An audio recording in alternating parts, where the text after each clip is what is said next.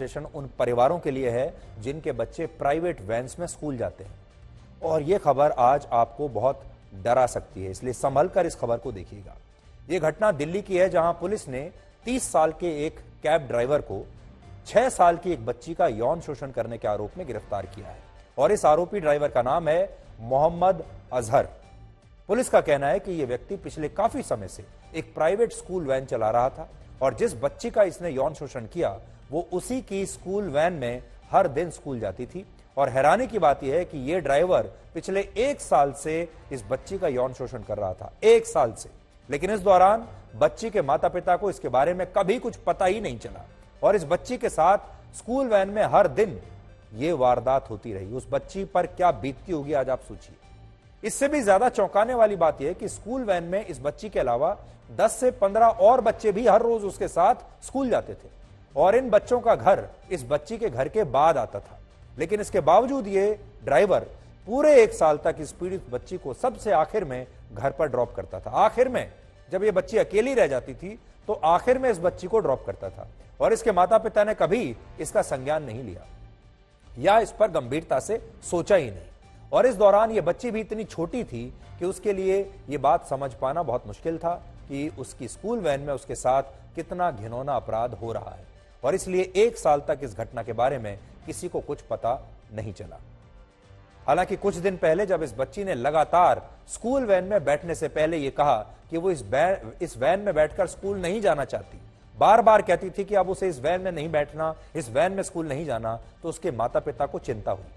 और जब उसकी मां ने इस बच्ची को गुड टच और बैड टच के बारे में बताया तो और उससे पूछा कि क्या ड्राइवर अंकल उसे गलत तरीके से छूते हैं, तो ये बच्ची सहम गई और रोने लगी। और इसके बाद इस बच्ची के माता पिता की शिकायत पर स्कूल वैन के ड्राइवर को पुलिस ने गिरफ्तार किया।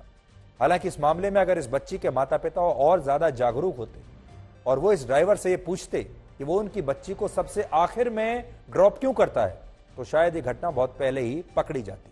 लेकिन ऐसा हुआ नहीं और ये एक बहुत खतरनाक बात है। आजकल देश के बड़े बड़े शहरों में, छोटे शहरों में, कस्बों में इस तरह की घटनाएं अब और ज्यादा बड़ी संख्या में हो रही हैं। कुछ के बारे में पता चलता है लेकिन ज्यादातर के बारे में पता ही नहीं चलता। असल में पहली बार नहीं है जब किसी स्कूल में किसी बच्ची का इस तरह से शोषण हुआ। अकेले दिल्ली में ही पिछले कुछ वर्षों में ऐसी बहुत घटनाएं हो चुकी हैं जिस पर सरकार ने भी गंभीरता जताई और सरकार की तरफ से प्राइवेट स्कूल वैन और कैब्स के लिए नियम बनाए गए हैं। लेकिन ना तो इन नियमों का पालन होता है और ना ही ज्यादातर माता पिता इन नियमों के बारे में कुछ भी जानते हैं। आपको जानकर हैरानी होगी कि ज्यादातर माता पिता अपने बच्चों को इन स्कूल वैन्स में इसलिए भेजते हैं क्योंकि ये प्राइवेट स्कूल वैन स्कूल की अपनी बसों से बहुत सस्ती होती है।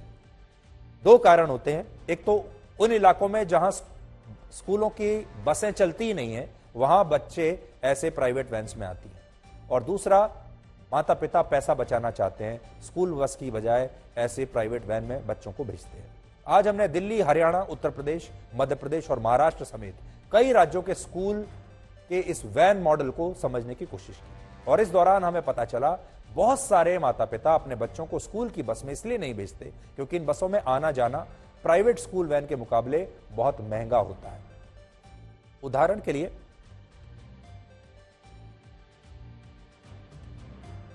अब हम आपको यह बताते हैं कि इस समस्या का समाधान क्या है। अगर आप ध्यान से सुन रहे हैं तो इन पॉइंट्स को नोट कर लीजिए। आज हमारे पास आपके लिए 5 जरूरी सुझाव हैं, आप नोट करिए।